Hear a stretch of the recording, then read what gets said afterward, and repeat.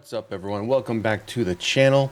So as we reported, I think it was last week or early this week, we got some information, or information is starting to come out as it relates to Jenna Ortega came out saying why she in fact left Scream 7 or left the franchise overall.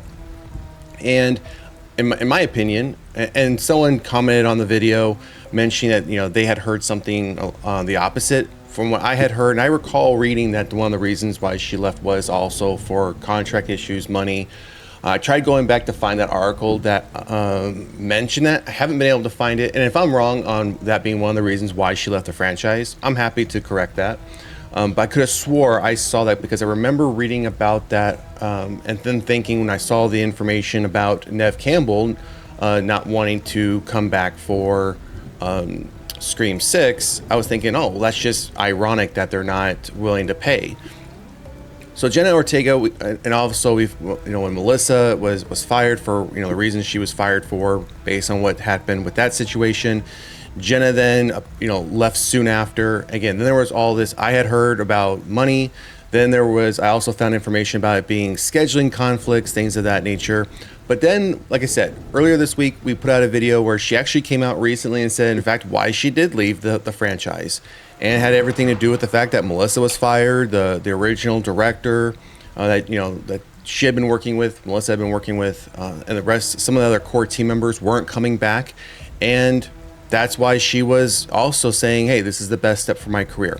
So we're going to touch on that topic again, specifically as it relates to Christopher Landon and his involvement in Scream and why he, in fact, left the franchise ahead of Scream 7, and to do with the fact of when Melissa and Jenna were leaving the franchise.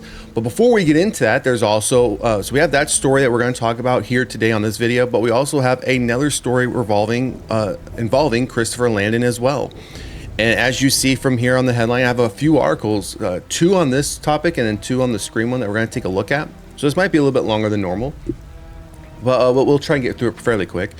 If you didn't know, Christopher was going to be doing the Arachnophobia remake, and we had already gotten a teaser poster for it, coming soon, and now it seems that's not going to happen. As you see from the headline here, quote, "I think it was one of my best," end quote. Christopher Landon shares body horror shelved vision for his Arachnophobia remake. And again, you all know my feelings about remakes, and I'll say for one, when the original film came out with John Goodman, it was just one of those films where it was, you never looked at spiders the same way, and I think very similar to those who grew up watching Final Destination, and actually I think there's a crossover in generations who watched Arachnophobia and also Final Destination, where it's very, I compare it very similar to the log truck scene. Many people who have seen that scene never drive near 18-wheelers or trucks carrying tree logs the same. And I think it is very true after watching the original Arachnophobia film. You never look at spiders the same way, especially when you're in your house, knowing that, yeah, they're not, like right now, there's not a bunch of spiders hanging around me, but I don't ignore the fact that behind the walls, in between like the drywall, there's probably tons and tons of spiders living there.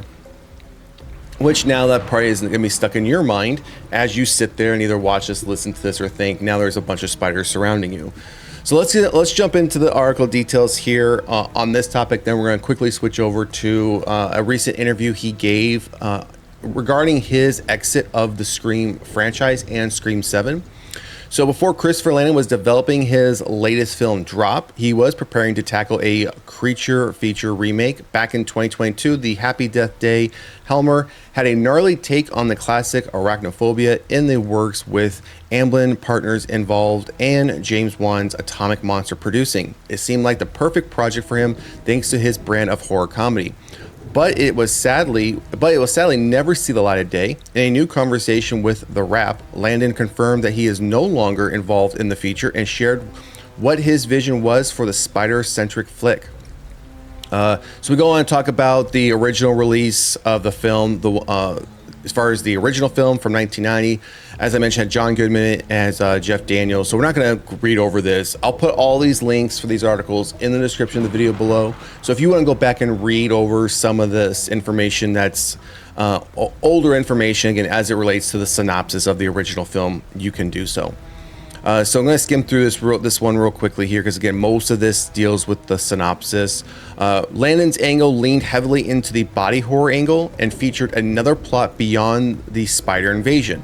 However, while he wrote a script that he believes was one of his best, creative differences ultimately killed his chances of making it a reality. Quote, "There was a component that the studio was very nervous about and uncomfortable with, and that's where we parted. I wasn't willing to compromise on that. I wasn't going to make a change that really felt like a soul-crushing, sellout, bad change." Good for him.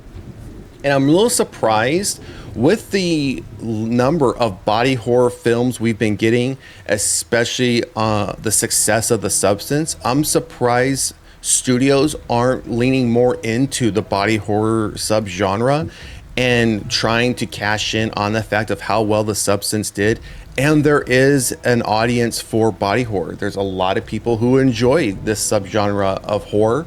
So you would think if you're going to do a remake and it's not going to be literally feeling like what I Know What You Did Last Summer is doing, just taking the old version of the first film and just saying, oh, here's a new version, when it's really not going to be a new version. I'm glad to read that he was going to take a completely different approach while still not completely ignoring the spider aspect, but not have it be maybe the focal point.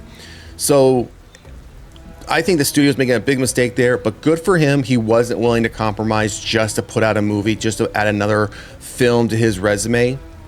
He said, fine, you don't want to take my idea, you don't want to run with it, I think it's great, peace out. And hopefully what he'll do is hopefully he will alter it enough to where he could sell that story or that concept to another studio who will be willing to put it out there. And I do hope he does. I hope it's a success. And then the studio, whoever owns the rights to this Arachnophobia property, looks at that and says, damn, we should have rolled with it. We should have trusted him, because I think that's a problem nowadays. Studios and executives think they know best over so the creators. Yes, they hold the purse strings, and I do think there needs to be some give and take. But when you come in and you tell a creator, absolutely not, we don't like this, and you need to make all these changes, not too many creators nowadays are willing to walk away, and I'm glad to see that he did. Like the original, his remake would take place in a small town, albeit in West Texas instead of California. However, there also would have been a focus on a tense local mayoral race, including a candidate who had enormous influence over this particular town because he was an old oil money family kind of guy. This character, whom Landon imagined being played as charming with a ruthless interior, would be pitted against a female candidate and add a more political angle to the story. From there, the spider invasion would take place and all hell breaks loose. Their attacks would have been some of the grosser content he's put to screen, with a greater focus on spiders ripping into people with their fangs and laying eggs inside their bodies. It was brutal, he added. In all, it sounds like a more robust plot instead of just an investigation into and fight against the spiders. So I think you gotta be careful when you go down the political route, just because of the current environment the real world is in when it comes to politics. I think that's where you can, I don't know, I think it can hurt your film. I'm not saying ignore it altogether. I'm not saying don't do it. I'm just saying you gotta be careful with that. A lot of people don't take kindly when you start inserting politics into entertainment. Now, that being said, the aspect of the spiders, what's described here, I think that sounds like a great concept. I think that sounds like a great idea. Would have loved to have seen it. And to the point of that last sentence, it's a lot more than just, oh, you have a bunch of spiders coming out and coming after like the previous film was. Landon wanted to bring back John Goodman for his Arachnophobia remake. I don't know about that. I think it would have been okay not to bring him or anyone else back. If it's a remake, leave it alone. Unless you're gonna, if you're bringing them back, especially to play potentially that same character, or somebody to say, oh, kind of like what they're doing with I Know What You Did Last Summer. Oh, this person dealt with this 30 years ago or 40 years ago. Let's go talk to him on how he handled it. You don't need to do that. If it's a remake, let it be a remake and move on. You don't need to try to tie these two films together. So that's what this whole section goes on about, and that's where the article ends. So there was another article. Let's get back to the top. There was another article I found on this topic. Again, Arachnophobia, Christopher Landon explains why his remake isn't happening. I didn't see as I scanned this that there was anything really all that different. The filmmaker explained to the rep, I wrote a script that I loved. I actually think it was one of my best. But the problem with that is that you still have to deal with other people who have different opinions about what kind of movie we should be making. This was a classic case of creative differences, and it was something that I was not willing to change. Everybody has moved on. That was just the way it went. But at least it was a calm separation. Landon continued going on to divulge some details about his remake plans. So, I mean, a little bit more information as far as the quote goes. The rest of this is pretty much everything we already read, and the article is much shorter in this one. So there you go. We're not getting an Arachnophobia remake. I'm not sad about this. While the concept sounded great, while the story sounds like it could have been pretty gory, graphic body horror, I'm okay not getting another remake. I hope Christopher makes this into an original story. Like, take the concept of these spiders doing this and just don't call it Arachnophobia. Come up with a different plot that change it up enough to where he can use it and release it that way. So let's jump into the other aspect for Christopher Landon that's come out in the last couple of days, which is, again, the Scream 7, I don't want to call it debacle. The Scream 7 change, the different direction for Scream 7. So original Scream 7 director Christopher Landon says he exited film following highly aggressive death threats over Melissa Barrera's firing. So I'll say before we even jump into this, I don't think he was the one that fired her. I don't know if he directly had an opinion or decision making in saying yes, fire her. If that's the case, even regardless if that is the case, even if he said, yeah, we can't do this, I don't think that's the cause for death threats. It's a movie. It's just a movie. If people want to start, I think that's the problem with entertainment. We keep trying to insert real life into entertainment. They are two separate things. Obviously, actors and actresses, they're all real people. We all live real lives outside of movies. So your beliefs are your beliefs, your stances are your stances. I'm not going to say anything different about what you believe in, what you stand for. You do you, I'll do me, and you know, we can all just live, right? We all have to share the same globe. So I don't know why the world finds that so hard, just that basic thing to understand. But here we are with Scream 7. We all know why Melissa was fired, and I'm not going to get into the political details of that. That's not what this video is for. That's not what this channel is for. Simply reporting why Christopher himself left the franchise. So Christopher Landon is opening up about the turmoil over Melissa Barrera's firing from Scream 7, which led to his exit from directorial duties. In November 2023, Spyglass Media Group slashed Barrera from reprising her role in the 7th installment of the film after she expressed support for Palestinians in the Israel-Hamas war. Many took to social media to blame the director for the decision. And again, I don't know if this article will go on to say if he had any hand in that decision making. I guess we'll find out. I got messages saying, I'm going to find your kids. I'm going to retire them because you support what this says here. Landon, who has two sons, aged 5 and 8, said in an interview to Vanity Fair, the head of security at various studios and the FBI had to examine the threats. It was highly aggressive and really scary. Landon clarified that at the time that it was not his decision, to cut ties with Barrera, and reiterated it again in his recent interview saying, I did not fire her. A lot of people think I had something to do with it, and it was not my doing. I had no control at all. I think in the absence of people understanding how Hollywood works and what the hierarchy is, the fans were like, that's the guy. And so they came for me, knives out, he added. About a month later, Landon announced he was, he was stepping away from directing Scream 7, which he called a dream job that turned into a nightmare. The filmmaker says that Spyglass wanted him to continue leading the project, but the amount of abuse he dealt with was not worth it to him. I decided I didn't want to give any part of myself to that. For me, it was not worth it. I would rather put my efforts into something else where I could feel appreciated and respected. The hate and abuse really spoiled it for me, and I lost my love for the idea of going forward. In the midst of all the chaos, I was grieving the loss of one of my dream jobs. I went through all the stages. I was shocked, I was sad, and then I got angry. To be a part of this legacy, it was really hard to let go. Landon noted that he has no resentment at all and hopes new director Kevin Williamson succeeds. Kevin probably made a banger of a movie because he knows it better than anybody. He's going to be awesome.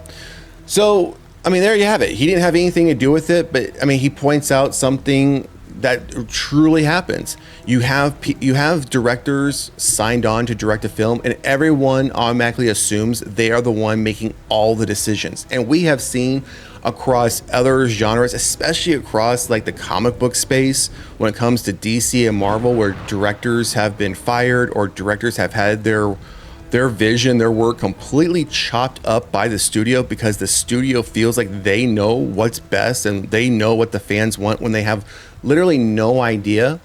Now, I think in this situation like this, whoever made that decision, the studio heads, or there should have been a press release from the studio saying Christopher had no, decision in this. This was something that the studio heads made. Then, let them take the heat for it. Don't let someone like Christopher, who's simply another hired individual on the project, take the heat because he has a title of director. And I feel it's unfortunate that he had to walk away from something that I'm sure his career was leading up to. You're on a franchise like Scream, and you want to be able to put your stamp on that franchise, right? That many people are going to watch. And unfortunately, now he had to exit it before his Scream 7 vision could be fulfilled. And I think people need to take a step back and realize, who the right people you need to direct your protest to, your discouragements towards, right? But do it in a non-violent way. I mean, threatening his two young children over a movie is absolutely crazy. And I'm not saying that's why they did it. The article clearly states why people were doing it based on Melissa's political stance. All I'm saying is Christopher had nothing to do with it. So don't direct your hate towards Chris. That's just very unfortunate.